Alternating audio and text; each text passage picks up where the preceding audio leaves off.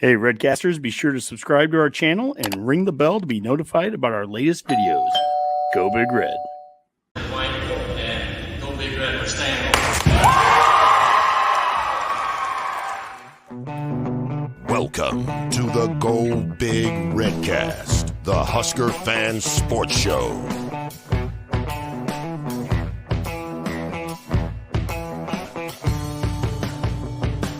Welcome to Go Big Redcast. I'm your host, Honky, and I'm with Mac.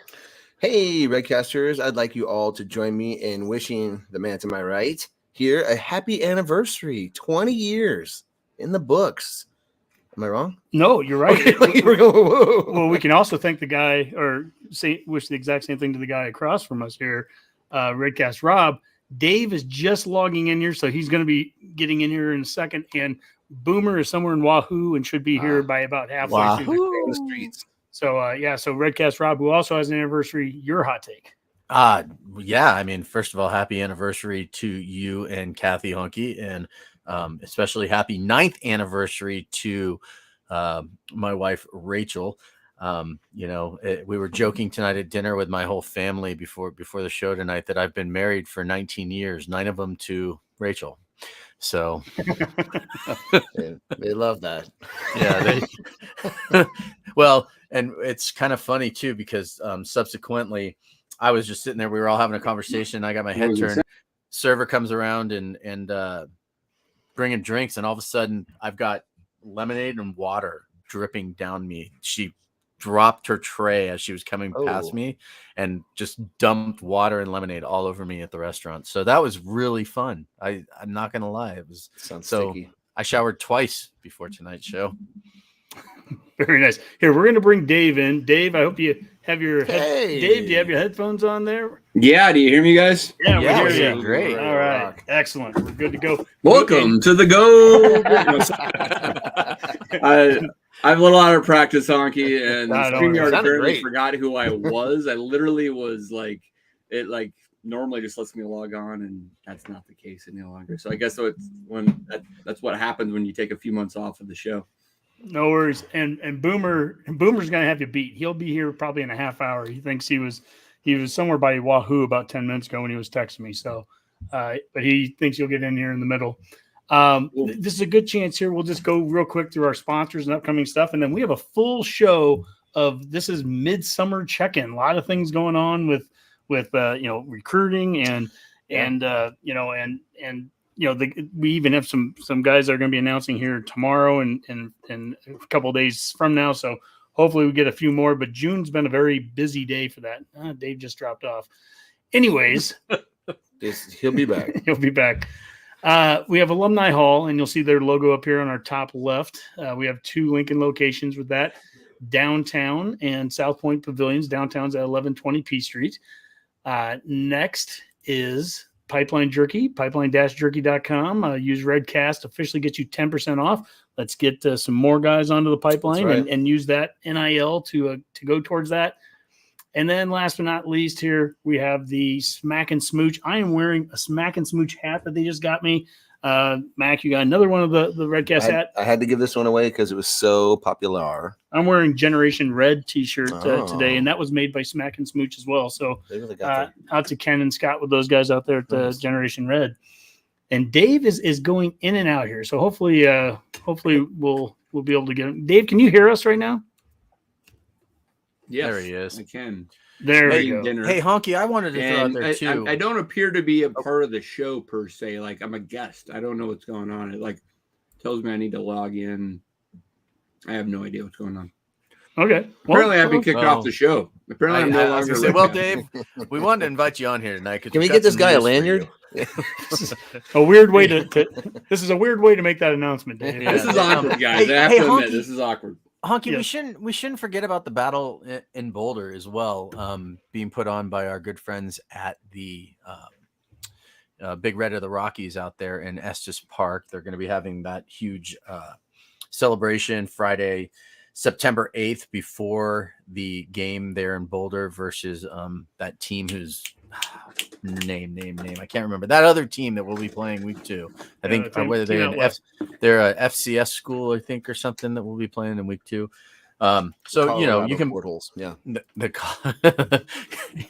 The Colorado Community College.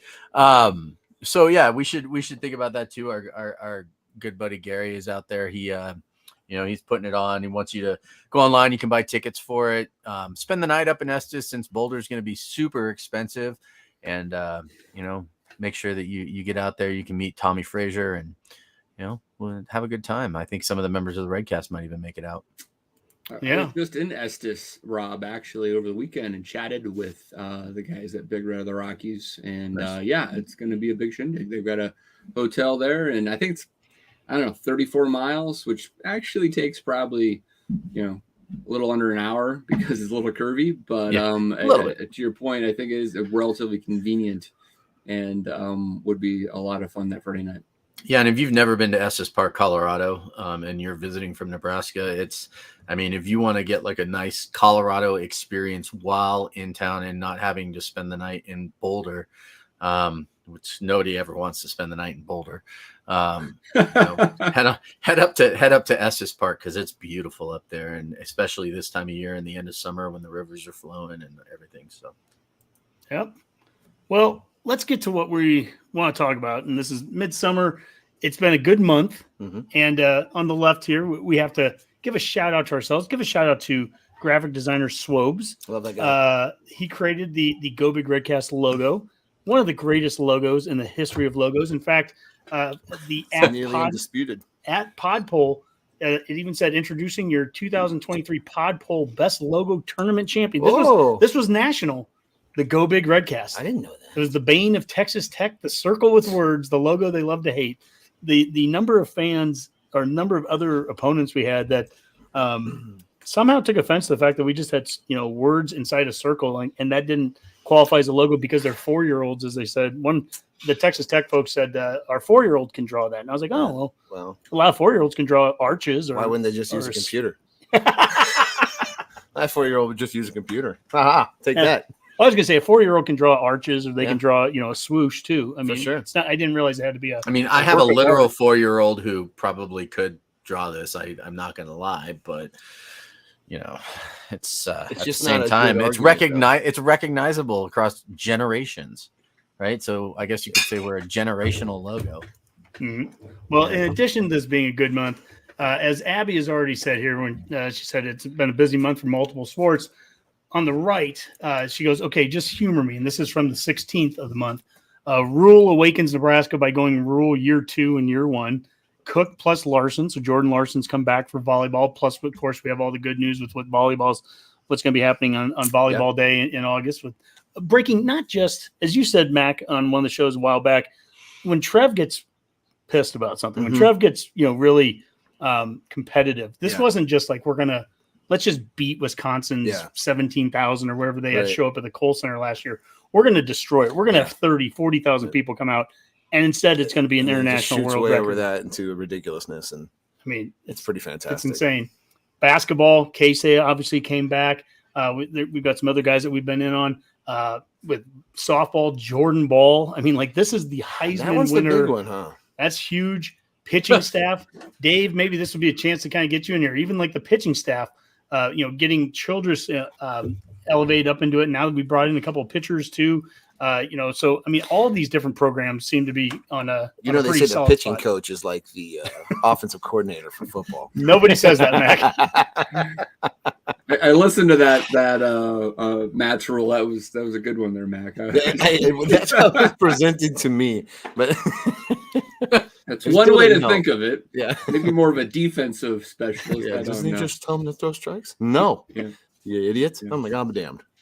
I want to add a little bit to the logo contest, because I feel like we're not actually, even though you praise Swobes, you aren't actually giving him the real credit due here. I mean, Rob said, my 4-year-old could draw that too. Well, a bunch of people can replicate anything, right? But actually coming up with something original that's memorable is a lot harder.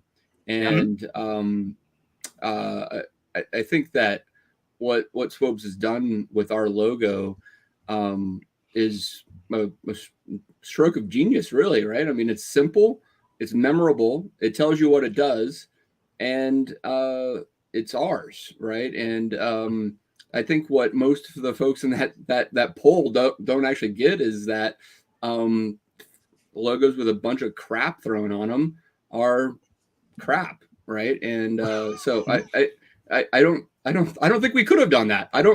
You could replicate that, but you wouldn't have come up with yourself. Dave, I really want to make sure we give him credit for that. Dave, I can promise you I couldn't have done it because I had a shot at creating our logo and you know what it was. What was I planning? It was the outline of Platte County, Nebraska. Yeah, because we were going to be called the Platte County Boys. So graphic designer Swobes is widely known shape. Is not only a great graphic designer. And he is. He's done this for 30 years. He's also the man behind the name. Yeah, we wouldn't be the Go Big Redcast if it wasn't for Swobes. Nope. And we really should have a Swobes day. Well, he'll be on a fan forum at some point here. All right. Yeah, but I appreciate that, Dave. I think that's there's a lot of kudos that should go out to Dan for that, and he's done a great job with it. And Husker fans, we don't lose Twitter polls anyway. Yeah, but we should. But we should for that. That's a damn good logo. So you're right too, Dave. You know, I joke about the 4-year-old thing because that's kind of the argument that we got into with that guy. But I mean, I even made that point to that guy, like saying basically, thank you very much for the compliment because everything that you just said that was bad about our logo is actually why it is so good. Right. Like, and I got into that argument with him on Twitter. I mean, I have a degree in marketing and advertising, so I know what works and what doesn't work. And nobody forgets. I have Redcast stickers on my car, and people come up to me like frequently, especially here up in Greeley. There's a ton of Nebraska fans out here, and I've had people ask me about it, like, "Where'd you get that sticker?" And when I have them, I usually just hand it out. But I have a degree in advertising. I still thought Platte County was going to be good. So,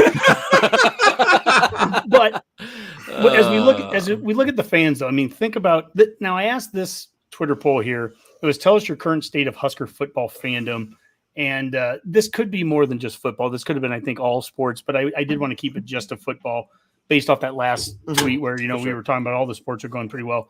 But anyways, wanted to kind of gauge it, and 18.8% said no emojis, just prove it. So that was really the, let's be as real as you can. Stop with any of the pump the brakes kind of thing. Cautiously optimistic, 45%. Drunk on Kool-Aid already, 35%. Other 1%. I was almost a little bit surprised that drunken Kool-Aid was that high. I thought we'd have a little more of the no emojis. What just because I voted. Oh, you're drunk on Kool-Aid already. And yeah, bring it up, Rob. There you go. Of course, he has the picture of Kool-Aid. But I figured, just knowing Husker Nation the way they tend to be, especially on Twitter, that no emojis would be a third or maybe even up to 40%. So to only be at 18%, to have cautiously optimistic made sense to be number one. That seems like cautiously the best answer there. That's probably what I would have voted. But I guess I'll start with you, Dave. Here, I think there's a lot of good things going on right now. Today, we're going to get to talking about recruiting, and the recruits are coming in. And I think Husker fans are really liking what they're hearing and what they saw in the spring ball. They like the fullback. They like getting under center. They like the physical stuff. So it still has to equate into wins, and we haven't seen any of that yet. You got to wait till the season and the games for that to happen. But it certainly seems like people are on board with what Coach Rule's doing.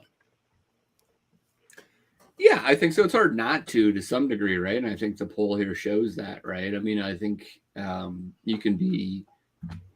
I mean, the poll was well worded, right? Because you can be cautiously optimistic and not be expecting to go to a bowl, right? I mean, it depends on how you define that, right? But what's hard to argue is that Matt Rule has done a lot of good things over the first 6 months of his tenure here, 6-7 months, right? And so that part is really hard to dispute. And so I mean, it's easy to be cautiously optimistic. Well, I mean, I think some of the things, we're going to have a mailbag at the end of this, and some of the questions start to become expectations, and we're going to get that from some of the people. What are your expectations? And that doesn't always have to be a number thing. It doesn't have to be saying 8-4 or 6-6 or 10-2. It can just be, winning the line of scrimmage or beating, splitting Iowa and Wisconsin or whatever it is, ending a streak. There can be a number of things that can be an expectation. Mac, I'll ask you, as you look at this, where would you put yourself in with those three? Cautiously optimistic, but that is considerably higher than I would have thought myself to be at this point when Rule was hired. Even when he was hired, I was like, it seemed like the right hire and everything like that, and I was okay with the hire. But he seemingly like almost weekly got out some kind of news that I'd approve of, and things that you and I might have spoken about need to happen. The in-state recruiting is obviously one of them. The way the camps are set up, the way he's running those are one of them.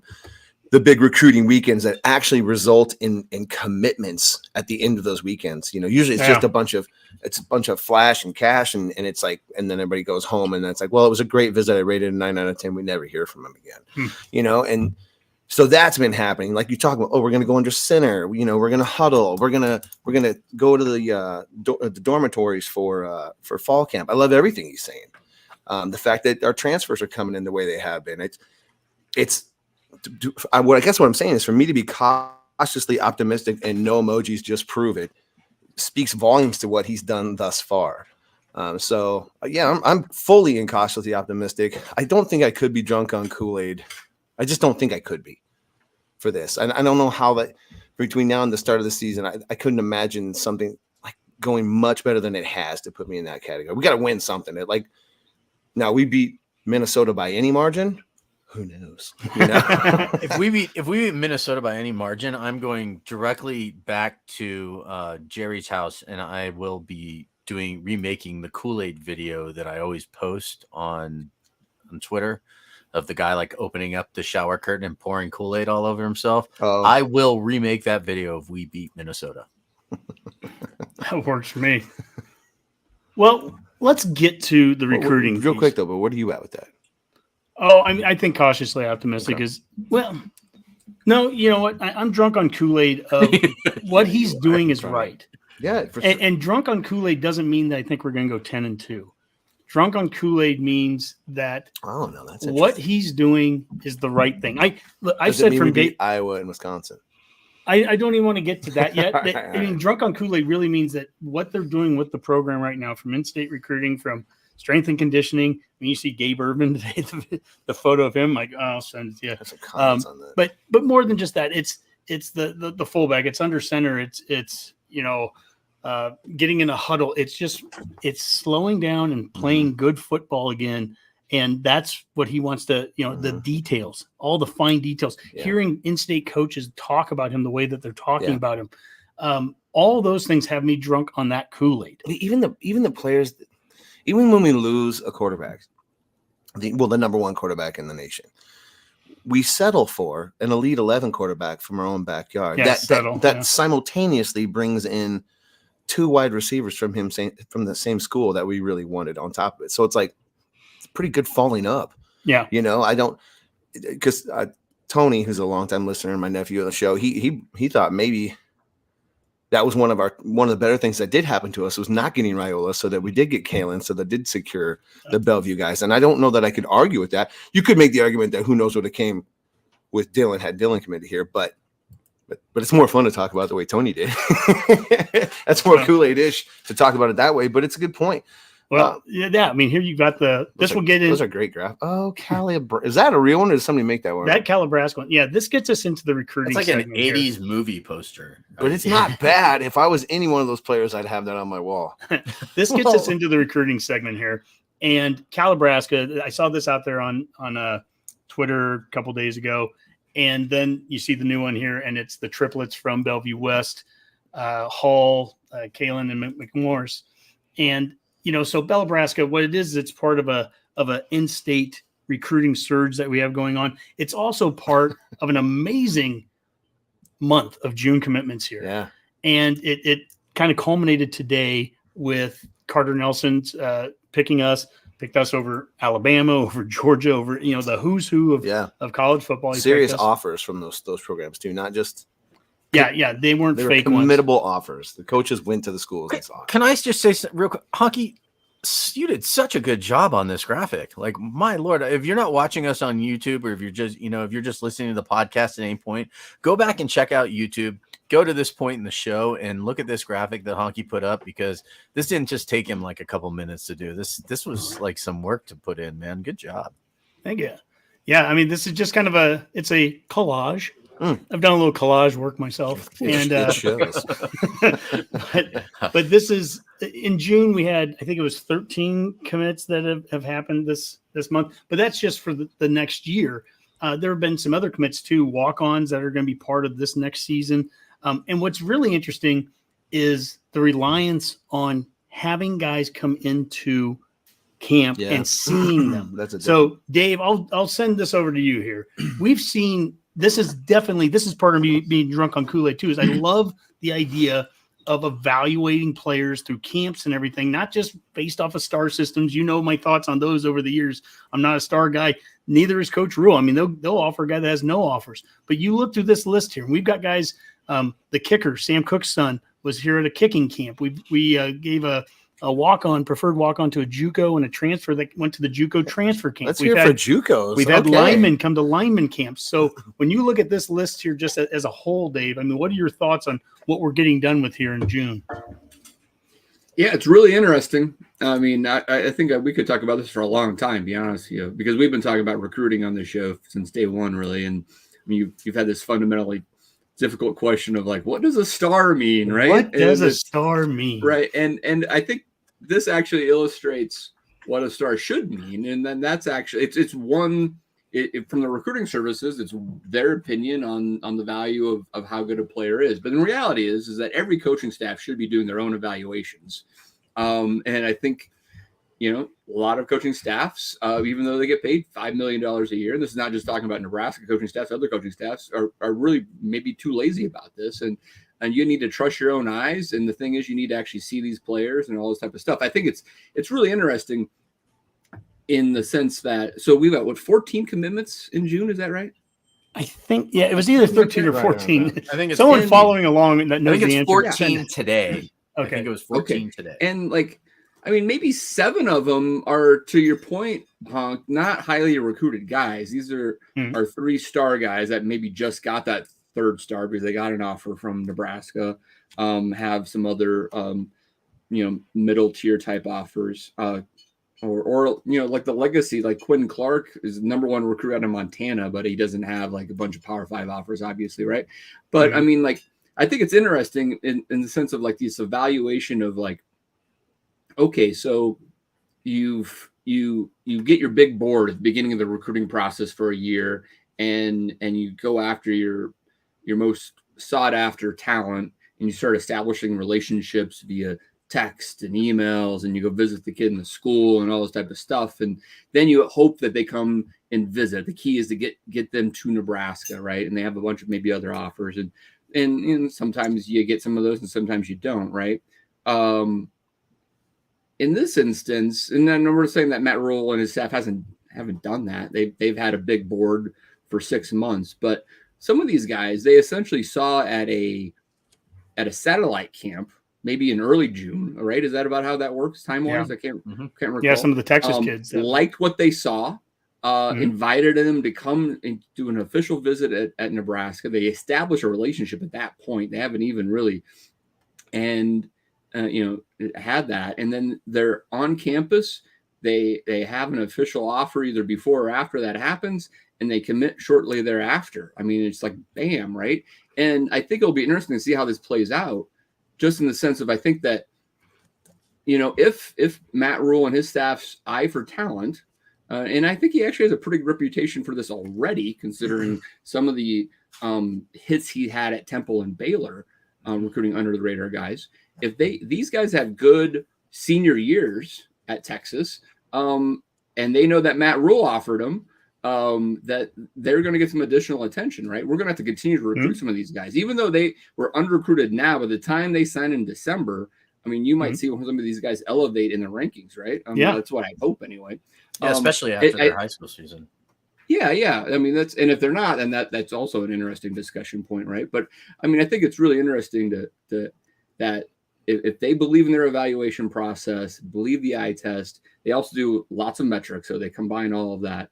And they get guys on campus, and it speaks to how well Rule and his entire staff can communicate their vision and mission and get people to buy in very quickly.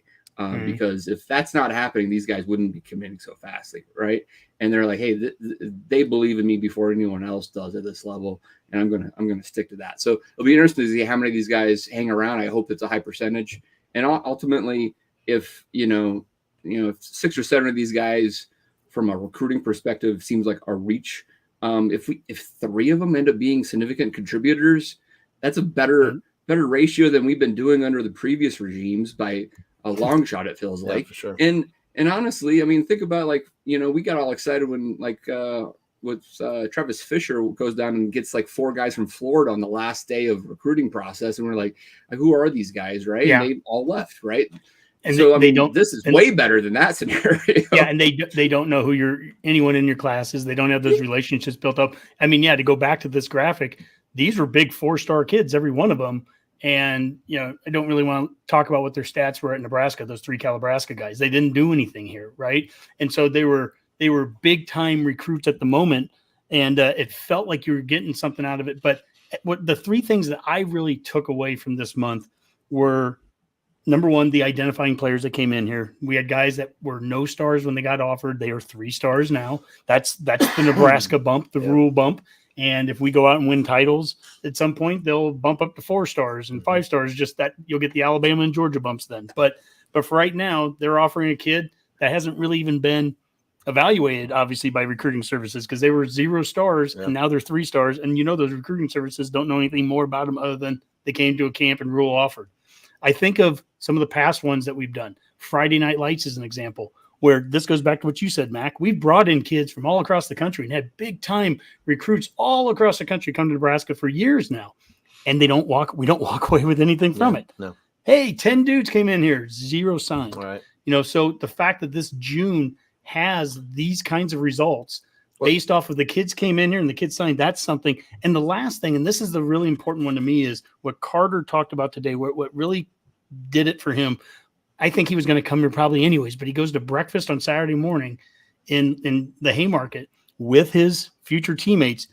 And all he talked about was how serious these other guys were. Like, it wasn't, like, if this doesn't work out, we'll leave in a couple years. Like, these guys are serious, but let's make this work here.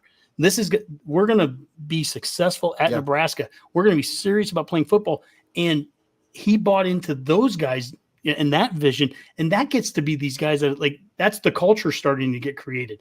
I'll be extremely disappointed if in 2 years we have a Calabrasca kind of feel with this group. I mean, these guys, if the Kool-Aid I'm drinking is that these guys are serious to play football. They're making those relationships right now, and they're committed here. Well, you mitigate that a lot by not going thousands of miles away to get those guys too. Yep. If they're homegrown boys, they're more likely to stay and join in.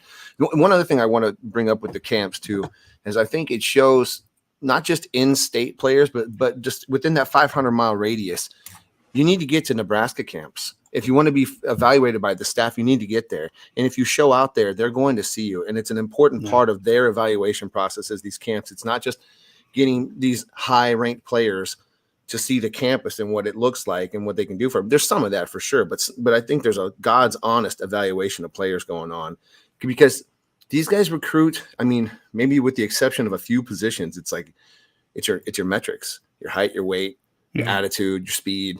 Your track times are huge to these guys. Like, what's your track time look like? Carter Nelson goes from being a 8-man football player a year ago that isn't going to be on anybody's national radar, and he jumps high jump 7 foot, and that was it. He was talking to, I think it was Sip and Callahan. He was talking to Nick Saban, and Nick Saban said that was his film is the first 8-man film he's ever watched on a player. Yeah, that's crazy. I mean, it's just crazy, like, for a kid in the middle of Nebraska to get in front of Nick Saban like that. I mean, it speaks volumes to the kid. It speaks volumes that we got him, And he's really doing this based on hope. There's nothing on the field to prove what we're doing here yet. I mean, it's just reputation and a lot of good and pretty words strung together. In essence, another way to say that is some of those players might be a little bit of drinking the Kool-Aid. There is nothing to show them yet. They haven't seen it yet on the field. And Coach Rule has talked about this, that he wants players that can see that vision and get into this now, commit now. If we say drink Kool-Aid, it looks like Rob drinks every time. But not have to wait. Yeah, is that what he's doing? But he's not just looking for players that have to wait a year or two to buy into this. Because you may miss your shot if you just sit there and wait. He wants guys that can buy into this vision now, be committed now. And let's get into what that in-state looks like here. This is the same graphic. I love updating this on a routine basis, and I've had to update some of these graphics 3 or 4 times in the last week because It's a very busy staff. we keep adding new things. But in-state recruiting for 2024, the left column, we have 6 in-state kids committed. Now, according to most of the recruiting services, we have the top 4 rated players. For the people that are really big into rankings, we got the top 4 in the state with Carter Nelson and then the 3 Bellevue West guys. Uncommitted, the 2 Calebs, Caleb Benning, who sounds like he's not going to make a decision yet until sometime into the football season. Don't know anything about where that is. And then tomorrow at 10 a.m., Caleb Pyfrom, offensive tackle from Omaha Central. Everything I've heard, it's down to us in Minnesota and Illinois. I've heard some rumblings that he's looking at Illinois out of that. We'll find out tomorrow. And then committed elsewhere, there were 3 players that had Nebraska offers, were committed elsewhere to P5 schools. Michael Burt and Eric Ingwerson, those are 2 tight ends from Creighton Prep and Papillion La Vista. Burt went to Iowa, Ingwerson went to Pitt, and then Teddy Rizak from Omaha Westside went to Notre Dame. I should note that the top player in the state that just committed today, Carter Nelson, is a tight end. He's the 2nd tight end in this class. So the likelihood of us going after a 3rd.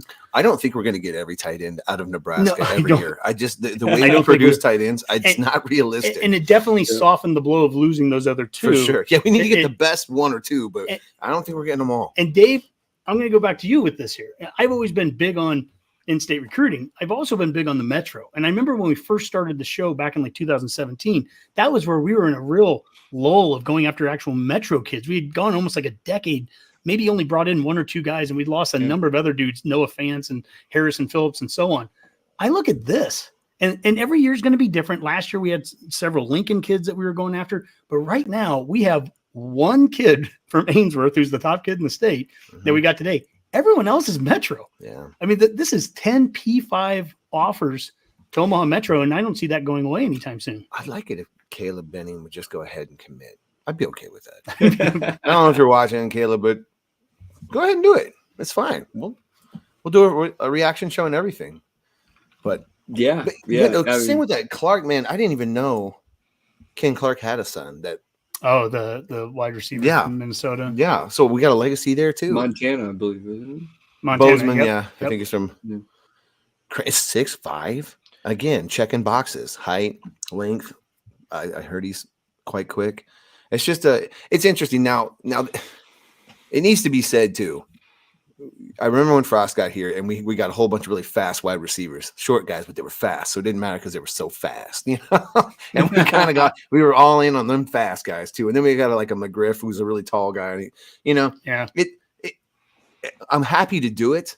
You know, that's just kind of how my heart works on Husker football. I'd like to get excited about this, but it's not that I don't have the blinders off or on. I mean, I'm aware of my blind spots. I know where I can be hurt, but it's just more fun to talk about it this way. The things have changed. And I will say the speed at which these guys are committing after a hard push by the staff seems different. That seems different to me. You know, we're not really long playing or waiting out a lot of these guys. Even Carter Nelson, maybe that took a little while, but I still feel like it could have went a lot longer before he made a choice, and he's already in. So that helps. You know, when we finally pivoted and went to him, he was cool about it. You know, he was quick. He was quick. He's like, "Oh, sorry, Mizzou, staying home." And like that, there was a nice quick transition, which made a lot of these other moves, I think, possible. So he gets a lot of credit from me. I do think that's part of that's being the pro here, the professional in how you're recruiting players. There's a big knock, you know, a year ago on Frost with how they had recruited Raiola and whatever. Don't want to get back into that, but when you think about how Coach Rule and staff recruited Raiola and Kalen simultaneously, which was it's a 1A and a 1B, and you know, but they're not burning bridges with Kalen as they're clearly communicating with Kalen and not burning bridges with him along the way while they were trying to continue to recruit Raiola.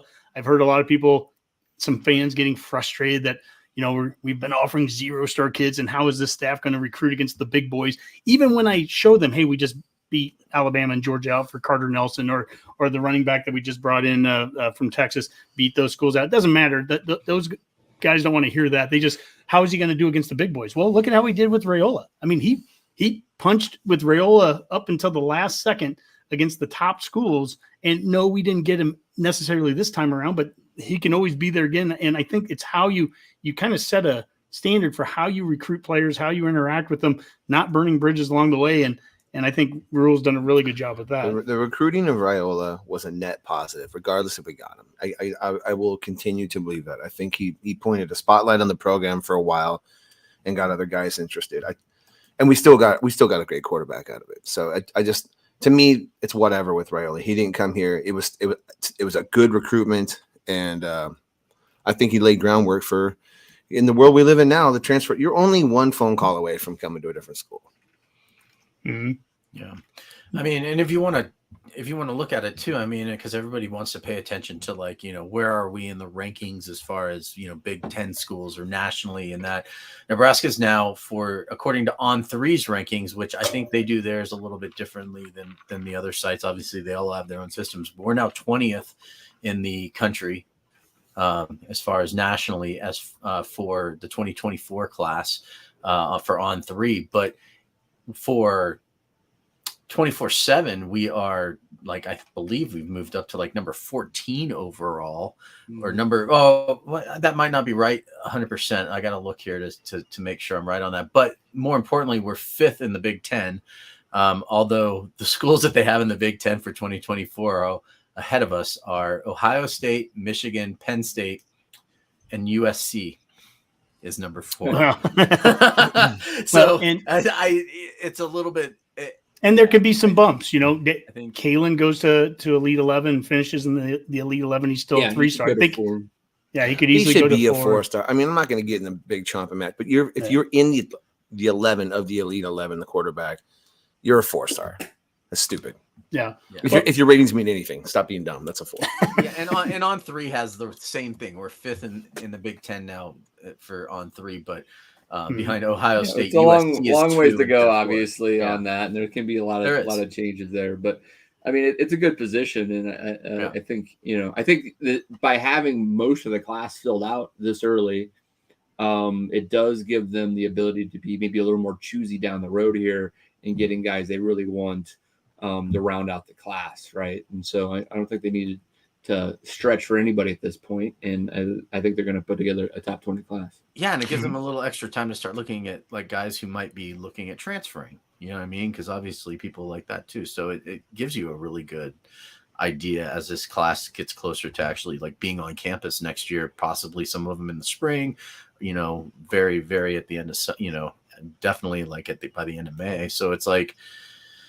Yeah, I mean, it's exciting stuff. It feels way more exciting than it has since, you guys started doing the show 25 years ago. You know what I mean?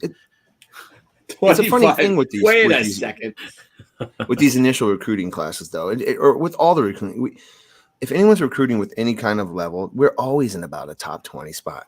I mean, we're always about 4th or 5th. And so really, it's like nothing's changed. And it's whatever. But that just tells you how good Nebraska is on a program in itself. Even losing all of these years in a row, we can still generate enough interest that we're still a top 20-ish recruiting team. Now let's just for kicks go to a couple bowl games and win them. Put a couple winning seasons together and see if we can raise that up a little bit. But Nebraska in itself is still recruiting to that level. Matt Rule, if his evaluation is what it's purported to be, then by next season, we'll already see some of the fruits of that. And then just like Rivals does anytime Alabama recruits somebody, they get a star bump because they should, because Alabama, I'm sure, is very good evaluating talent. That makes sense to me. Yeah. That effect could still play a role here. My Kool-Aid that I've been drinking is based off that evaluation. It's based off the development too. We've been a top 20, 25 recruiting. This is all the same. School. Let's be a top 20 development program. If we do those two things, we'll be pretty good. Dave, before you lived out in Colorado, you lived in Texas, and as much as we've had success in state with 6 Nebraska kids so far as part of this, we've also had 6 Texas kids be part of this class as well so far. That was a clear early strategy by Coach Rule, who obviously was down there at Baylor before, but he also built a staff that had a lot of Texas connections. This was a Zach Barnett tweet from the other day, and he goes, "I received my Dave Campbell's Texas football copy today, open to a full-page ad purchased by Coach Rule in Nebraska football. Nice. Smart but not surprising." And the photo, for those that aren't seeing this, it's Coach Rule with some very recognizable faces down there in Texas that are part of our program now. Garrett McGuire and Bob Wager, of course, Susan Elsa, a couple others as well. So, this is Dave, you live down there. I don't know how familiar you were with Dave Campbell's Texas football. Maybe you are, but we know we've had Cody Glenn on the show. He coaches down there. He's from Texas. We've had, we know how important that is. What does this tell you from a strategy standpoint that's what Coach Rule and them are doing, getting right down there, right in their faces, going down to satellite camps and getting their kids? Yeah, I mean, it's strategic and intentional. There's no doubt about it, right? I mean, I do remember, going to pick up my, college football magazines and seeing high school football magazines next to it and like, what the heck is this, right? But I mean, that's crazy. It's a business there, right? And when you have stadiums of 15 to 20,000 with skyboxes, it kind of starts to make sense, right? And so, I mean, I think it's a good move, something they could do every year, right? I mean, I'm sure the cost of this isn't that great, and it definitely makes our intentions known that we're going to recruit the state heavily, and I think that was apparent with the staff he's hired, but it's coming to fruition as well. So, I think it's cool. Outstanding. Well, I think that gets us through some of the recruiting piece, and this takes us to the second part of the show, and that is mailbag. We asked, and of course, you Redcasters, you always come to the answer there. So we're going to go through some questions that we had both through Twitter and through Facebook, and this will kind of be the second segment. So kind of two halves of one show. Sure, that's how we do it, right? Let's start with Twitter here, and a couple of these are statements, a couple of them are questions. Big Red Jim, the O-line, the answer is always the O-line. I think that's certainly something that we're seeing with this staff here. They have 3 interior linemen so far as part of this recruiting class. They've gone out and brought in the Utah transfer here late just to build depth. They bring in Ben Scott from Arizona State. How many, 30, 40 starts that he's had, or 28 starts, I think, that he's had over there, been all conference. And he's pretty much our center. So, Mac, it all starts with the O-line. It starts in the trenches, right? Yeah, 100%. It does. And I think this is where Rules got me more than is strictly logical.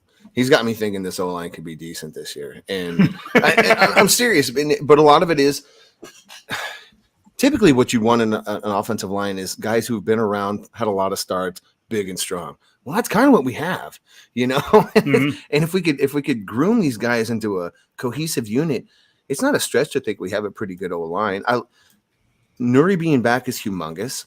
Ben Scott coming on is humongous. That changes the line a lot, in my opinion. And if you have a running game that's not totally predictable and a quarterback that can be moved around in the pocket, I think we do them a lot of favors. So we'll see. I mean, the running back room looks good, so that helps the O-line too. It all starts with the O-line. Rules got me thinking, yes, but I also know that's just me being optimistic. Well, I mean, rules sold out on this line. I mean, he's said great things about Ben Hart and NFL kind of future with the guy. Be a hell of a thing to be wrong about. Yeah, I mean, to some extent, look, the realists in any of us are. We love all the things we've seen. Hey, it needs to produce wins. If we go out and go 4-8 this year, that's a problem just with a different strategy, right? I mean, at some point, if you're doing the right things, this is the thing I've said so many times, you do the right things long enough, good things are going to happen.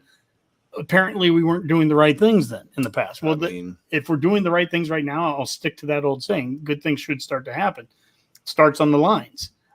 Dave, I'll go to you with this one. This is just in general. This is going to be a coordinator's question. This is from Stephen Costello, and Stephen has been a loyal follower. He goes, with all the recruiting talk, especially the low and non-rated players, I'd like to see Rules track record on development. Can add in both coordinators' histories as well. Thanks in advance. I don't know how much history you want to get into on this, but between Tony White and what he's done at Syracuse with the 3-3-5, between Satterfield and his history with Rule, and obviously Satterfield now is 2 years of experience at South Carolina, the SEC. What are your thoughts on the coordinators as part of that development, developing the scheme, developing the players? Oh boy, that's quite the question there. I mean, I don't know enough about either one of them, to be honest with you. I mean, I'm probably have my own questions on Satterfield more than anything, right? Spencer Rattler had 2 good games last year, but it took him a while. the South Carolina fan base wasn't crazy about that offense. So, I mean, hopefully the returns are quicker here. And obviously he has Rule's trust. So at this point you have to go with that, right? But I don't know about Satterfield. I think Tony White seems to have a lot of good traits there that should produce on the development front, but I don't know that much. I think if you look at Rule, I mean, and I'm answering this question really poorly, guys, so help me out. But the one guy that always stands out, I think, is one of the Baylor recruits that was a lower non-rated player. He was a defensive lineman, ended up being all Big 12 player of the year and a high draft pick. I forget his name, but he's kind of a poster child of Rule being able to evaluate and identify talent that no one else does, and then developing that into an NFL player, right? And so I think that's what you're looking for is if again your hit rate on these. I mean, considering how low the hit rate, I mean, and there's been articles written about this all over the board about how poor we have been able to develop players and turn 4 stars into undrafted free agents essentially. We need to be able to take 3 stars and develop it into NFL draft picks. And Rule has done that at Baylor. And if he takes just a few of these guys that seem to be under the radar and they end up being starters for us, that's going to be worth it. So, it doesn't mean he has to hit on every single one of them, right?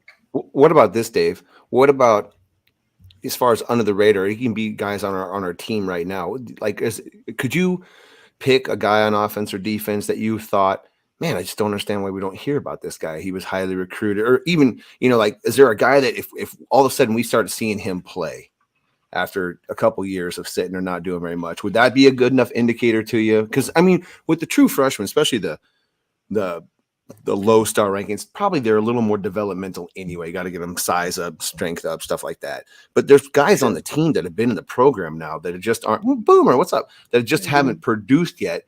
But I guess.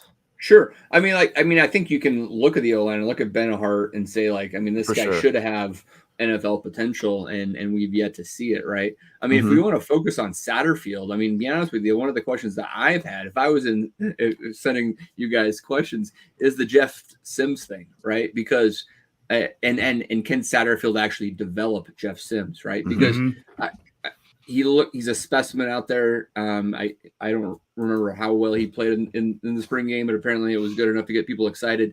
But if you look at what Jeff Sims did at Georgia Tech, the guy won 8 games. He never started all every game of any season. He is a 57% career passer.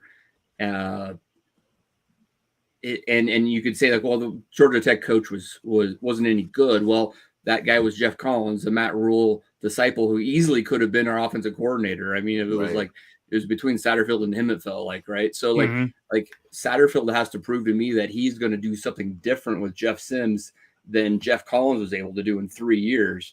And because, I mean, the stats don't lie. He's 8 of 16 as a starter. And he comes up on nobody's list when they talk about top quarterback transfers. He's never brought up. On Twitter, we interacted with, I think it was College Football Focus was the one. They did a top 10 quarterback transfers of the offseason, and Sims wasn't on the top 10. And the list that they had was a good list. And I even responded to him. I go, this is a good list. I think that that Sims is somebody to keep an eye on. And he goes, I was close with Sims, but passing wise, I mean, his stats are just nowhere near what would make it a top 10 transfer. And for me, how my thoughts are on quarterbacks, that there's so many different ways you can rate a quarterback. And this is my history with us being an option, team. I mean, for Christ's sakes, Tommy Frazier is the quarterback of the century and doesn't even have a 50% completion career percentage, and what's interesting is I don't disagree 1% with him at all about maybe that Sims isn't a top 10 QB transfer. If you're talking about passing, if you're talking about passing percentage, I don't. But he might be the number 1 QB transfer if you're talking about run game out of the QB. Right. So back to your point there about Satterfield and tying it back to the coordinator, I don't know what that connection is between how do you take the strengths, the things I really like about Sims, the running part of it, the legs aspect, And how do you tie that in with what Satterfield can do with him? From a pocket standpoint, Rules talked about him being a pro quarterback. He certainly doesn't have the stats to date, to Dave's point, to show that. He's not going pro with what he's done in the past. Yep. How do you get what he's doing going forward to get him there? Well, I mean, they're kind of hanging their own reputation on that. They're the ones setting the bar for Sims. No one else is saying that. Yeah. Yep. He's got almost kind of like he's like the Adrian Martinez of Georgia Tech coming to a different school. Like he was probably had a lot of potential, showed a lot of flash, but his numbers weren't that great when you add him up and with the wins. Maybe he flourishes here under a different system, and he's older. He does have the physical tools, though. Oh. You watch him; it takes him no effort to get the ball down the field 40 yards. And like if we would have had him last year throwing bombs to oh my gosh, I can't think of his name right now. Who's our wide receiver last year? Oh, Palmer. Palmer. If we had had him throwing bombs to Palmer, he actually had to run under up to get him. He would have had 1,500 yards receiving easily and about 10 more touchdowns because nobody could run with his stuff. I mean, he's the best there is. Let's go to the next question here. Rob, you're our Kool-Aid guy. You're our hype guy. So Kendall here, he goes, recruiting hyper truth? Question mark. Recruiting hyper truth. Recruiting hyper truth. So right now, we just Kool-Aid. I don't really understand that. I don't really understand that question. Well, we just spent 20 minutes talking or 25 minutes talking about the recruiting class up to this point. Is it hype? Is it truth? Is it truth about the getting these guys in and evaluating them, and that's what's going to be the difference? I mean, what are your thoughts? Why not both? I mean, if it's going to be, if it's the truth is yet to be revealed really about the class, but we're getting the guys that we want, most of them, right? They're getting the guys that they want, which gives the perception that they have a plan, that they know exactly what it is they want this team to look like, not just this year, but moving forward and developing beyond this year. They're already looking at guys for 25. So, I mean, yeah, there's a lot of like hype. There's a lot of Kool-Aid going into that because God, man, I didn't want to go there, but it does feel like there is an adult in the room, or a group of adults in the room, even our 14-year-old wide receiver coach. I mean, it's like, it's still nice seeing him getting the guys locally because he's involved with those local Nebraska kids that are wide receivers. Sure, I mean, all of those Bellevue West guys. Yeah, and they all like him, and it's like obviously okay. So there's the question when it came to recruiting that everyone was worried about. Now, can he coach them up and develop them? You know what? That's all to be seen, and there's a lot to look forward to. It feels like, and so that's where for me, that is the truth because it's giving us something to look forward to. We're probably gonna see, what everything. It's just hard. I mean, it's almost like we forget that there's an actual team already built right now for this season, right? Because we keep talking about the 2024 class, so it's like, and there's a whole class, but I'll say work, but I love that because it's like a quietness that it's kind of going there, and it could, I'd love to just see it erupt. I think you said one thing that really stuck. There's a plan. Just one though. Well, it was very improvement for us. I'll have to go get a drink. I'm sorry. Very, very early in that answer, but no. But he said something. You go, there's a plan, and I think that's part of, to your point about this being the grown up and everything. There's a plan, and from day one they said, hey, we're gonna focus on Texas. And when you see the stats right now, when Gradney and Pyle and Flint and Buford and Probe and Lacey, when you see 6 guys already being a part of this. They've gone down and executed that plan by hitting satellite camps down there, by being in that Dave Campbell's magazine. I mean, there's a plan and they're playing towards it. So that to me is the truth. It's not hype. It's truth. They said we have a strategy. This is what we want to do, and they're doing it. This is a good question. I think that can go around the table for all of us. You can pick one or two. Husker Nut. And I know because I also had Tony, your cousin, sent me something similar. How would you rank it? Or your nephew. What did I say? Cousin? No, whatever. How would you rank as the top 5 to 10 most important players going into next season? So I guess with 4 of us here, pick 2 or 3 of them. Okay. Maybe we'll kind of go around. And I'll start. I'll start just so everyone has a chance to kind of think here. I'll do the obvious one, just knock them out. You got to say Jeff Sims at quarterback is going to be crucial with this. I also think that the center that's going to be in front of him, we don't need any year one mishaps, balls going all over the place. The center can dictate so much of the blocking schemes that you're going to do. You get under center, you're getting into shotgun. We're going to be doing different things. So Ben Scott, those two. And then the other guy, and he's a transfer, MJ Sherman. What I saw out of him in spring and just the physical nature that he brings. I mean, this is a different style of athlete, I think, at that linebacker spot than we've had in a while. Those would be probably my 2-3 guys that I think are going to be really important players going into next year. And every one of them is a transfer. Not a single one of them were on the team last year. So I'll go to my man to the left here, Mac. All right. So my first one on is going to be Ben Hart. I think how he plays is going to be pivotal because he's going to play. I mean, he's going to play. If he can hold down his side, then we are going to have a really good year. I mean, I really, really feel that way. I feel like the other guys are closer, or not maybe closer, but Ben Hart needs to improve. He needs to have I guess I'm going important, not necessarily best. I feel like that's important. And then the other one would be one of those running backs. I can't say which one. All running backs. A running back has to be like I know we got a committee guy, but I want just one guy. Do you want a bell cow? I do want a bell cow. Okay. I want a 20 carry guy. I mean, if we're gonna be this, huddle, I formation sometimes team, running backs do.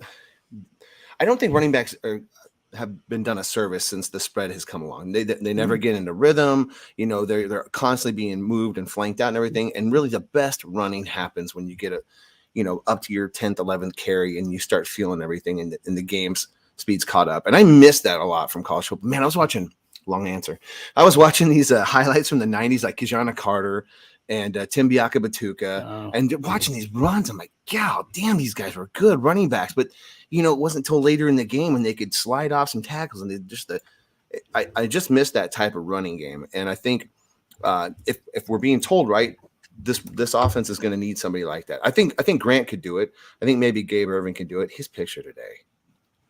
We'll circle back to that. I got Dave, how about you? Great, boy. I was hoping you'd go to someone else. Well, the longer you wait, the more the names are taken. So I'll go back to Jeff Sims, even though I've expressed my lack of understanding on the enthusiasm based off the numbers. I'm gonna say that Rule and his staff obviously believe Jeff Sims is their guy, and we did have a large quarterback room that now has been cut in half. And I'd be optimistic that we have capable backups, but none of them are proven. And so with Sims going down at any point or not performing to the level that they expect him to perform would really bring down our win total. So Sims, I think, is critical. Mm-hmm. Does it matter to you too, Dave, about how much they've kind of hyped him? That if he doesn't perform well, does that concern you with their evaluation? Maybe not long term, or at least short term. I mean, like I guess I get really frustrated. This does seem the exact same scenario that Frost, where he put all of his eggs in the Adrian Martinez basket, and like that's our guy. And I'm like, I get it. You'll fall in love with guys' attributes and all type of stuff, and he looks the part, and you're like, let's just get him out there right away, right? But I always felt like if they would have. I mean, heck, there was no reason to run Adrian Martinez out there on day one. In spring ball, you could have kept Patrick O'Brien happy, for God's sakes. He would have been serviceable enough to start for the first 6 games of the year, and then have Gebbia still there too, and then made Martinez third, for goodness sakes. But no, we went all in with Adrian, and it wasn't the best decision. We're going all in with Jeff Sims again. I would say this. Say this scenario, though, is so different, though, from the first year of Frost. Sims, comparing him and Martinez, you're comparing a guy that's experience. Been I'll give you playing multiple years of that. You also have 2 other guys on the team that have multiple years of experience in college football. With Purdy, he's made multiple starts at Florida State and Nebraska, but also Heinrich at least can run a similar style of offense as what Sims runs. So that you have 2 quarterbacks doing the same thing. I mean, Frost was beyond bizarre because it was literally you're going to a true freshman and this Jebbia guy. And that's really, you'd already run off Patrick O'Brien by the time you said we don't need Burrow. And then you get into the season, one guy gets hurt. Oh, we didn't even bother trying to get a waiver for Vedral. So Vedral mismanaged. Yeah, it just was massively mismanaged. I don't see that with this. But to your point, I mean, we weren't going to keep all 6 guys anyways. No, we were going to lose a couple of them. I don't know what we could have done to keep Thompson with where he's going to be down at Florida Atlantic or International, wherever it is with I don't have any problem with how they managed it. Herman, so. I don't have any problem with how they managed the room. I mean, especially in this day and age where you can't jump ship so quick. It's not that, but what rings kind of familiar is just the eggs in the basket kind of deal, like you were talking about, Dave. And then that's not untrue for a lot of programs. But I guess my thing is for this coaching staff, if I were to give them a critique, you don't need to hype the quarterback at all for Nebraska. You should just leave that alone. We will hype for you, but don't hype them up first, because now our expectations are set higher than they necessarily should be, and that is totally on the coach. I will agree with that. One of the things I liked about what we did with the quarterbacks, you've heard this before, I've always said, hey, take the green jerseys off. If you're having a competition, make it a true competition. I saw a true competition. Mm-hmm. So and exactly what you just said there too. You don't need to hype up Sims to me. I like what Sims brings to an offense. Mm-hmm. The fact that they've really kind of the talent that's in that QB every room. Every chance they get it to praise him, they praise him. But the talent that's in that QB room matches an offense that isn't a pass-heavy offense. It's a QB, or at least it's an offense where the QB's legs are going to be involved. I mean, that's what Heinberg is. Harburg that's is. Not what they're recruiting to, though. But they're recruiting more of that. They're recruiting to a different thing. But for next season, next year, one, mobility at the QB is going to be a clear part of that offense. I can't it would not make sense to me if they didn't use the QB's legs next year with what they've done with that room. I mean, they wanted to sit in the pocket and throw it 40 times. I'd have kept Thompson. You would have had him already to do it. Rob, how about you? Well, I mean, you guys aren't even talking about defense yet, and that's kind of. I said Sherman. Did you say Sherman? Way not to listen, Rob. I know. Right out of the gate, passive. You weren't even here for my last one. Well, I was going to say Quentin Newsome. I'd like to see him have a huge year this year in the secondary. Why are you laughing so hard? Because Matt muted just to fart, and it cracked me up. Sorry. Now you're... There you go. And then, it's hard to tell too. The defensive line. There's going to be a lot of guys. I'd like to see Nash kind of have a real breakout year this year and just kind of bring it on. I think he's listed second on the depth chart right now, but still, it would be really nice to see a lot of pressure from the defensive line to give because in White's offense there's a lot of motion, but that a lot of that is dependent on the guys up front kind of setting the line right and opening up some holes for the linebackers to break through. And we saw some of that in the spring game, but how is it going to look against other Big Ten opponents is my biggest question. Yeah, D-line's a huge question. Yeah, it's huge. So, I'd like to see Nash, or I think Ty Robinson, you know what I mean? He's, it'd be nice to see one of those two guys. And, of course, the rest of the defensive line, it seems like it's all like freshmen and transfers. So, it's really hard to know what any of those guys are going to do. Yeah, Elijah Judy, as far as transfers go, he's going to be a big player in this. He was one of the starters there in spring ball. Boomer, welcome. Boomer. Principal, yeah. Boomer, welcome to the show. And we left this last one to you because, I know you're going to get into special teams anyways. Who would you rank as a couple of the most important players going next season? Well, I've literally been here the whole time you have, so that's all right. But, yeah, some of the obvious ones were named. Obviously Sims is critical, but think of some names that haven't been. Another one would be another transfer, wide receiver Billy Kemp. Yep, I think he adds a lot just in terms of experience in the wide receiver room, which I know we mentioned many shows ago when we were going through kind of the roster we had. There's kind of that huge gap in experience for wide receivers. So he's going to play a critical role there. And he's a returner. He's going to be returning punts most likely. So that's going to be a big part of special teams is just trying to establish an actual punt return game or something that's a minor threat would be nice to have. Do you think, Boomer, we're going to have any threat on the special team side? Would any portion of our special teams be considered a threat next year? Well, if we start getting 5 yards of return, that's a threat as far as that week is. The bar is pretty low, so just anything positive is an improvement. So, Touche. Yeah, whatever we can get there is fine. Right. Just some other names that I think I really want to see something out of that in terms of just importance. Either Thomas Fedoni or Eric Gilbert. I just want to see what they're going to do with tight ends, and that'll tell us a lot about they might be what their plans are for Nelson going forward. I think there's a lot to see there, and I kind of want to see how Teddy Prohaska does this year. Just he's got that another year in this, same offensive line coach, and can he stay healthy an entire season? I think that'll tell us a lot too about their training, their regimen, what their plans are for everyone, how they're getting guys to work out and staying healthy. So just some names I threw out there. Absolutely. Well, let's get to Facebook here, and then we can go to the parting shots. But these are the Facebook questions. Charlie says, how much option, fullback trap, power I formation should we expect to see? And this maybe gets back to my earlier point about the quarterback, is that I could see us doing some things this year that maybe we wouldn't be doing so much in year 2 and 3 and 4 if we move closer to the Kalins and even a Raiola at quarterback. That's a different style than Sims. But option, I certainly could see some option with him at QB, or we saw option with Harburg in the spring game running that. So, I don't know. I can definitely see some option. Fullback trap, they showed some of that. Power I formation. Now, if we're talking power I being the actual 4-man backfield, full man, maybe, I don't know. But look, we know that they're going to get under center. We know there's going to be a fullback. We know there's going to be I formation at the very least. So, what percentage? I'd say 25%. Ooh. Something like that. Which, go back to the Osborne years. A lot of people still think, the fullback was on the field every play. He wasn't. Well, when we interviewed Osborne and we asked him about the offense, Osborne talked about how they used to run, but sometimes there were two. They'd run 5 wide receiver sets all the way to, double tight, full house backfield. Absolutely. But the fullback was not on the field all the time. We had 4 wide receiver sets, trip sets, ace formations. So, the fullback to me is probably a short yardage goal line situation and very situational outside of that. Maybe 25, 30% of the time. I'd have no problem with that number. I think that's a high number.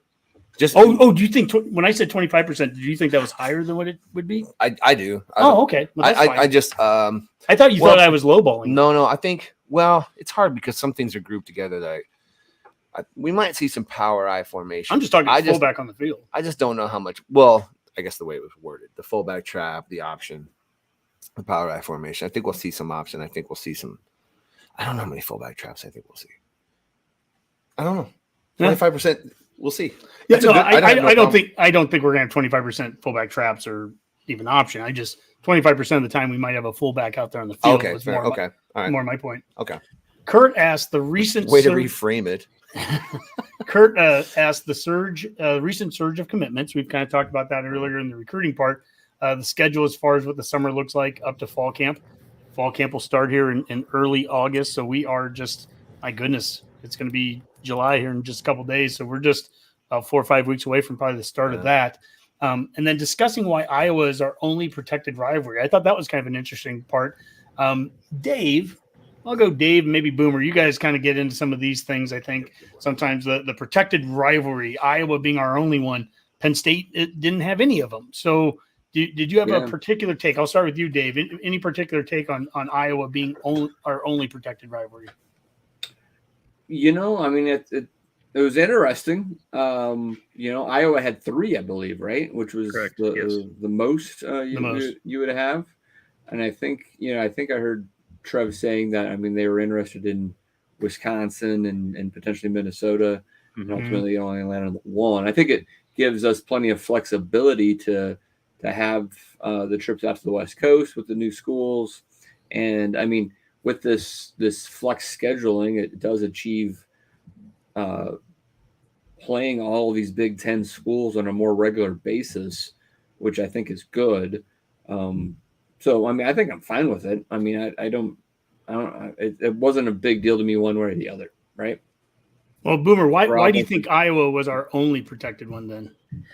Yeah, that's a good question. I suppose I don't know the ins and outs of what other schools are looking for in terms of protected rivalries, but at some point, if you're just protecting everybody's rivalries that they're asking for, you end up with the Big Ten West again, because I know Wisconsin, I think they have protected rivalries with Minnesota and Iowa still, and Iowa's got 3 already. And at some point, you're just ending up with the same 3 or 4 teams playing each other all the time, and then you lose that flex scheduling, I think, that they're looking for.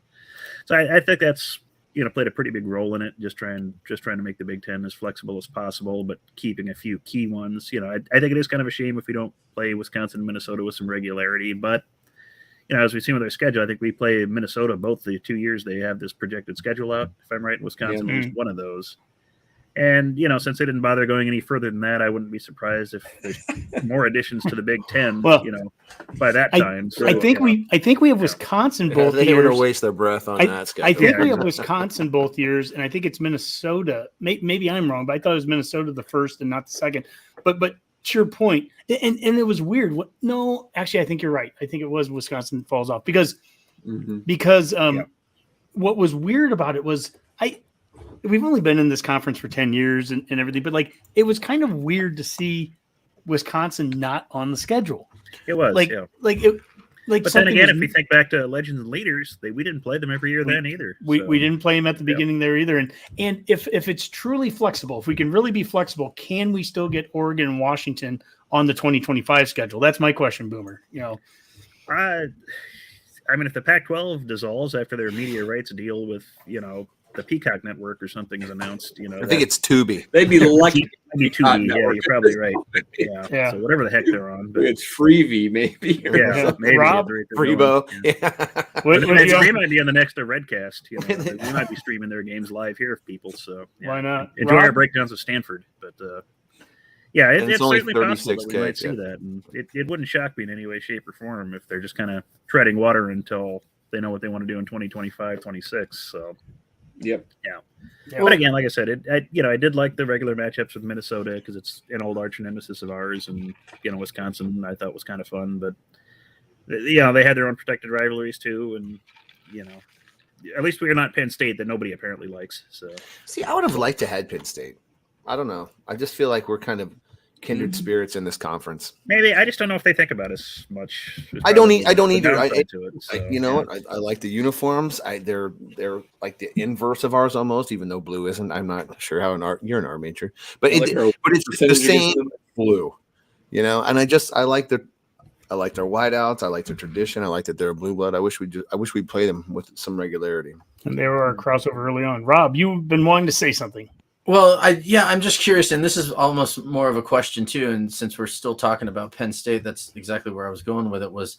Is that kind of an indication to anyone else that maybe they're going to be bringing in a school like Notre Dame, or maybe eventually like making USC the yearly matchup for Penn State? I know the first 2 schedules don't really indicate that, but do you think eventually those 2 schools, if the Notre Dame were to come over, but even USC become one of those protected rivals as kind of those teams develop into the conference? I don't see that. Here's the thing. I think they built really good, solid rules. There was some good thinking behind how they created these first 2 years in ways where they can have protected rivalries and everybody can play everybody in a 2-year span, I think, and home and away with everybody in a 4-year span. It's perfectly built for these 16 teams. Mm-hmm. And nobody thinks that it's going to stay at 16 teams. So by the time you've added 7, Notre Dame and then another one and another one and another one, then the rules are going to change and how you do it completely changes too. I mean, you just can't keep doing it the same way. So, my bigger question towards an Iowa would be, do you think you're going to continue to have, protected rivalry with both Minnesota and Wisconsin once this conference goes to 20? Or it goes to 22, or it goes to 24. I mean, maybe it does because now you're just in a 4-team pod with those schools. I don't know, but right now they developed a really intriguing way to schedule 16 teams. But I just don't see this being the end of it. It's gonna grow. Yeah. Jordic, this is a kind of the loaded question here, but win-loss total projection, TDs, the interception ratios, transfer portal recruit impacts will rule with an iron fist. Will alcohol be sold at games? Not saying it's necessary by any means, or just seeing how it does on volleyball. Let's try to break that one apart, and let's do it quick. Boomer, will alcohol be sold at games? Eventually, yes. So Eventually, yes, as they go through it. Dave, win-loss projection total. 6-6. Oh, 6-6. I was wondering when you're going to come in. Rob, TD to interception ratios. 35-15. 35-15. Okay. They seen that wide receiver room they're bringing in? I mean, come on now. Yeah, Mac, transfer portal recruits impact. Sims, what's his name? Major. That's it. I don't know. I don't really understand the question. Is that we're just trying to say which transfer portals are going to do the best? Which portal is there going to be a big impact? I mean, it's Jeff Sims. Yeah. So, all three guys I mentioned earlier, Sherman and Scott MJ Sherman and Kemp. Yeah, I mean the portal guys are going to be huge this season. There's no shortage of portal guys that could make a contribution this year. And we'll rule with an iron fist. Let's just say that he's going to be in charge. I don't think there's going to be any question that he's in charge. Iron fist and a velvet glove. Yeah, there you go. Red velvet. Boom. And with that, I think that can take us into parting shots. Dave, back to you. Can I throw it to someone else then? Yes. You lead the way. Let's throw it to Redcast Rob. He's been quiet tonight. I want to hear a ridiculous rant from Redcast Rob. A ridiculous. Well, first of all, I would like to wish a happy birthday to two incoming freshmen who are already on campus, Malachi Coleman as well as Vincent Carroll Jackson. It is their birthdays along with our wedding anniversaries for Honky and I. So shout out to them. That's really all I got tonight. So, Dave. All right. I'll take that. All right, Boomer. Don't have a whole lot. Just congratulations on your wedding anniversaries. Now, that's not to each other, right? That's the way you put it, Rob. As far as we can tell. Yeah. But you missed that. You missed that part in the beginning where Honky's been married for 20 years. I've been married 19 years, but 9 to Rachel. Gotcha. Okay, that works. So that and just possibly good omen for going into this season is some of my other teams that I'm rooting for, notably the St. Kilda Saints, are still 5th in the AFL ladder, so that can only be a good sign. They have dropped 2 in a row, but this week they get West Coast, who is the very bottom seller, so that should be a chance to right the ship. And like I said, that can only be a good omen for teams I root for. So but put it on the Huskers this year. So somebody's below my ruse. That's amazing. Hey, they're not in the bottom, so no, they are not. All right, Mac. Hey, folks, we're under water restrictions here in Lincoln. Volunteer water restrictions. It's okay. Sometimes you just got to suck it up for your community, folks, and let the yard go brown. It's okay. It'll come back in the fall. We'll look at it as a way to kind of dress up our yard for the football season. We'll get our stencils out and we'll paint our yards. It'll be fine. But, for now, let's just chip into the community, limit the water in the yards. It's okay. Yep, you can't eat, smoke, make liquor out of your grass. Just let it go, folks. Yeah. The rainiest June since the 1880s in Denver. So I wish we could. The front comes towards. If the microphone was Lincoln, here comes the storm front. It's unbelievable. It's unreal. Yeah, it's uncanny. There's something going on here. In West. Yeah, Lincoln. we're under flood warning for here in Greeley for the it's last. Like somebody's got a 6 fan. weeks. It's a ridiculous. Kool-Aid flood warning at Rob's house. Oh, someone's gonna have to pay.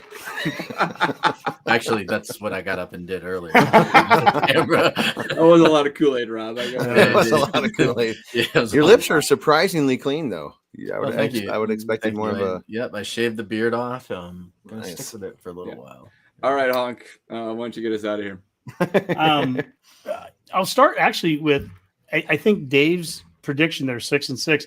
I think it's a prudent number to say right now, and I've seen a little bit on Twitter right now from a couple of accounts that have said, what is wrong with the expectations of this fan base? Like 6-6 shouldn't be a success, and we've always said this. And Mac and I, we've been very clear on this. We won't put ceilings on this program, and I don't think Dave's doing that either. I don't think Dave's saying we can't win 8 or 9, but 6-6. I've mentioned this multiple times that Stoops and Saban and Pete Carroll went 20-17 collectively in their first seasons at USC, Oklahoma, and Alabama. 6-6 or 7-5 in a transition season, especially in our case, similar to Oklahoma actually back in the day. In our case, where we haven't been to a bowl game in 6 years, 6-6 is a very reasonable and can be viewed in a progress Well, that was my question. What does 6-6 mean to you then, Dave? Is that a good year? Is that what the actual expectations of this team? Like, how would you rank that? 6-6. Yeah, I mean, I would say that it was progress. I mean, saying it's good is all relative, right? So I mean, I guess within your context, would you call that good? Like, 6-6, that's good. I wasn't sure he could do it, or 6-6 is kind of like. I'd be satisfied with 6-6 just because we haven't done it first off in a while, right? And we haven't really gotten close. It feels like nope. And I mean, to Honky's point, and I've been listening to you guys doing the Matt's Rule stuff. I mean, it's like, I mean, you can easily look at our schedule last year and find how you could get 4 extra wins, not that hard, right? And realize we got 4-8 last year with a broken coaching staff and an intern that just patched things together and got them to play a little bit better. And we beat Iowa at the end of the year, still playing hard, right? So it's not a huge leap to get to 6, and it's not impossible to win more than that. But a lot of things have to happen good to get well more over 6, right? I mean, and that's where, like, you know, the trust factor, right, of like, you know, everything falling into place that quickly. I'm like, I feel like 6 is a far more realistic outcome, plus or minus, right? And you know, just a competent coaching staff should get us a couple more wins. And then if things fall our way and we happen to not, it's not a cop out, Eric. It's an actual prediction. I can, if I was betting, I would take the under on 6, because I wouldn't take the over, right? So it's 6. Well, okay, you can bet in Lincoln, and you can bet in Lincoln now, Dave. So I've got a 6-6 question. Would you be inclined to move the number higher if you felt like there was different roster depth in certain positions, or do you feel like just Nebraska's program where it is with the talent they have? I guess what would have to change for you to move that number? Yeah, if I had that much more confidence in Sims being as good as Honky thinks he's going to be for all 12 games, I feel that could be worth it. I think he's going to miss a couple of games. He's missed every season. He has not completed a year. Yeah. And he only has a 57%. Yep. So if he throws 65% of his passes and runs as much as Honky thinks he can and stays healthy, we're going to win more than 6 games. Okay. I don't think it's going to happen, and I don't trust Chubber Purdy or Harburg to win us a game yet. No, that's fair. That's fair. I think that's where I'm at. It also matters, some of that's factor. What 6 games do we win? Yeah, what are the 6 teams we beat? I think that plays a big role too. I mean. Yes, you know, early on, in terms of satisfaction, is that what you mean? I think so. Because I mean, early on, it'd be nice to beat Minnesota, and then you have basically 3 FCS teams after that, and then, you know, maybe do you knock off a Michigan or a I just look at this very historically, and you can say it analytically, historically, not emotionally. Nick Saban went 6-6 in his first season. Took him to a bowl game to win 7. In his second to last game of the year in the SEC, when you get to play a nobody, they lose to Louisiana Monroe. So, you know, and obviously Stoops with Oklahoma, which is actually a fair comparison to us. They were taking over a program that hadn't won in 4 or 5 years. And Pete Carroll goes 6-6 in year 1. But to Dave's point about 6-6 being viewed as progress, then go and look at year 2 of those teams at each one of those. And that's going to be the sign. And if we think that Rule is the type of coach that we can I'm not elevating him to Saban status right now, but if we think he has that ability, not till mid-fall, well, long term, 10 years from now, after he's won some championships, and we look back and go, well, of course, look at what he did at Temple, look at what he did at Baylor, and you know, there's a reason the NFL obviously we were going to trend this way. Yeah, obviously, right? I mean, if that's what Rule is, then we'll look at year 2, and year 1 is a chance to get there. But you got to get some wins. And speaking of wins, this is actually my real party shot I was going to bring up. Happy 4th of July, everyone. And if you go out to Bryan High School baseball fireworks tent on 36 and Highway 37 by Pizza Hut in Bellevue, Redcast Sarah posted this photo. They have frost warning, the frost warning fireworks. And the best part about it is the price. The price is $16.31. Oh my goodness! Which wow. Inflation is terrible. Last year it was right there. Last year you could get this for $15.29. You know, inflation's just run rampant. But so anyways, help out the Bryan High School baseball fireworks team. go out there to 36 and Highway What are 370. the odds of any of that working though? Like, I mean, they have to have a disclaimer. It may not fire. We said it started slow and they fizzled live up to out. the height of the packaging. Yeah, Is what you find Oh, out. man, Yeah. that You is- light them and just kind of. It's rich. The most fireworks in the entire Frost era was the first game that got rained out because of all the lightning. So there you go. There It was you fun go. to get everyone together. Yeah, it's been a while. It was. It's been a while. Looking forward. You guys to the all look season fresh and starting to fit. heat up. Oh yeah, Oh absolutely. damn! Did you get some more ink down here? Yeah, It looks man, longer. I'm always getting new ink. Oh well, that's a whole nother show if we're talking about Rob's tattoo fetish. So let's not do that, and let's call that a Go Big Redcast. Go Big Red. GBR.